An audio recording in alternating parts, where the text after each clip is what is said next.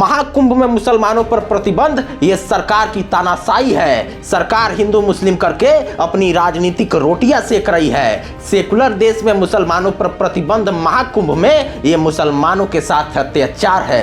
रुकिए, पूरी बात तो सुनिए। ऐसा कहना है देश के कुछ सनातन विरोधी मक्कारों का, और एक मौलाना ने महाकुंभ क्षेत्र के जमीन को वक्फ बोर्ड का जमीन बताया है। वक्फ बोर्ड क्यों लागू हुआ, किसकी सरकार में लागू हुआ, इसका उद्देश्य क्या है, सब विस्तार पूर्वक बताएंगे। लेकिन उससे पहले जानते हैं कि तू जाहिल है, नमक हराम है, तेरे पास ईमान नहीं है। कि हम जानते हैं तू जाहिल है, नमक हराम है, तेरे पास ईमान नहीं है। तेरे अब्बू के वालिद ले चुके हैं पाकिस्तान, ये तेरे अब्बा का हिंदुस्तान नहीं है। ये महाकुंभ साधु संत सन्यासियों, नागा साधुओं और सनातनियों के 144 वर्ष की प्रतीक्षा है। 13 जनवरी से 26 फरवरी तक हम तुम्हें वहां पांव भी नहीं रखने देंगे। जो लोग कह रहे हैं कि महाकुंभ में मुसलमानों पर प्रतिबंध ये सरकार की तानाशाही है, वो जरा बताएं कि क्या कोई मुसलमान भारत माता की जय बोलता है? नहीं बोलता है। हम सनातनी गंगा को मां मानते हैं। क्या कोई मुसलमान गंगा को मां मानता है? नहीं मानता है। इस्लाम के किसी भी ग्रंथ में गंगा यमुना सरस्वती के त्रिवेणी संगम का कोई उल्लेख है क्या?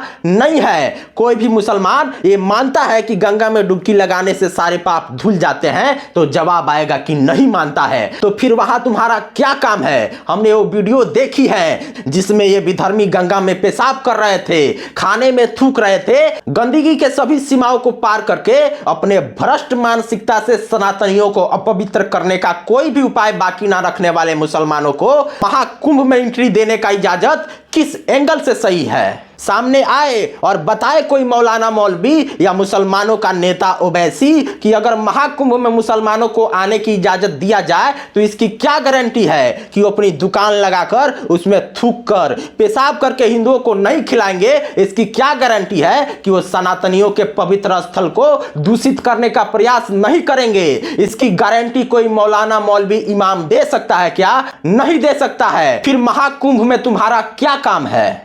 ये महाकुंभ साधु संत सन्यासियों, नागा साधुओं और सनातनियों के 144 वर्ष की प्रतीक्षा है। जब तुम सनातन को मानते ही नहीं हो, जब तुम्हारे रसूल के बाद कोई है ही नहीं, तो तुम बेचैन किस लिए हो यहां आने के लिए? तेरी बेचैनी ये साफ बता रही है कि तू सनातनियों के इस महाकुंभ को दूषित करना चाहता है, उन्हें थूक के खिलाना चाहता है, अपना जूठा उनके आगे परोसना चाहता है।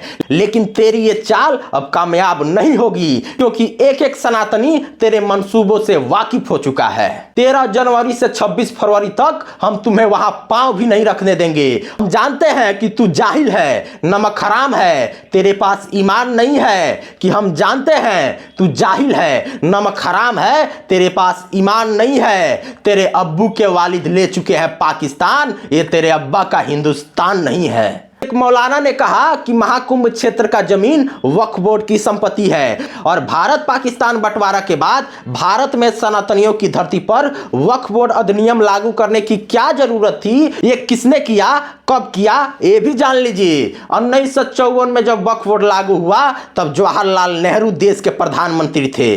चौंकिए मत, देश में 99% समस्याओं का जिम्मेदार नेहरू गांधी खानदान और कांग्रेस पार्टी ही है। कहीं भी भारत विरोधी सनातन विरोधी कार्य हुए हो और उसमें कांग्रेस संलिप्त ना हो, ऐसा हो ही नहीं सकता है। यानी नेहरू सरकार के समय में वक्फ बोर्ड अधिनियम पारित किया गया, जिसके बाद इसका सेंट्रलाइजेशन हुआ और भारत से पाकिस्तान गए मुसलमानों का जमीन केंद्र सरकार, माने कि उस समय की नेहरू सरकार, वक्फ बोर्ड अधिनियम 1954 के तहत वक्फ बोर्ड को दे दिया। इतना बड़ा अन्याय हिंदुओं के साथ ना ही तो आपने कहीं देखा होगा पूरे विश्व में, और ना ही कहीं सुना होगा। मतलब कि हमारे देश का टुकड़ा भी किया गया और यहां रह रहे मुसलमानों के जमीनों को इनके जाने के बाद वक्फ बोर्ड को भी दे दिया गया। अब मैं पूछता हूं कि क्या पाकिस्तान से आए हिंदुओं के लिए क्या पाकिस्तान सरकार ने कोई सनातन बोर्ड बनाया था क्या?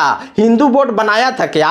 बांग्लादेश में हिंदुओं को काटा जा रहा है, उनकी संपत्ति पर कब्जा किया जा रहा है, तो क्या वहां की सरकार ने हिंदुओं के रक्षा के लिए, हिंदुओं के संपत्ति को बचाने के लिए कोई सनातन बोर्ड बनाया है क्या? नहीं बनाया है। क्या अफगानिस्तान में हिंदुओं के लिए कोई सनातन बोर्ड, हिंदू बोर्ड बना है क्या? नहीं बना है। फिर भारत में वक्फ बोर्ड बनाने का क्या काम? इस बोर्ड को जल्द से जल्द खत्म कर देना चाहिए। एक गाजी खान का पोता जवाहर खान नेहरू ने हमारे देश को बर्बाद करने के लिए, मुगलिया प्रेम में सनातनियों को सताने के लिए इस कानून को बनाया था। बैन कर देना चाहिए इस वक्फ बोर्ड को, क्योंकि सोया हिंदू जग चुका है। सनातन का शौर्य चरम पर है कि सोया हिंदू जग चुका है। सनातन का शौर्य चरम पर है। औरंगजेब की औलादे सोच रहे हैं हमें भ्रष्ट करने का, लेकिन उनकी मानसिकता भ्रम पर है। वो कोशिश तो भरपूर कर रहे हैं हमें जूठा थूका खिलाने की, लेकिन हमारी नजर भी अब हमारे धर्म पर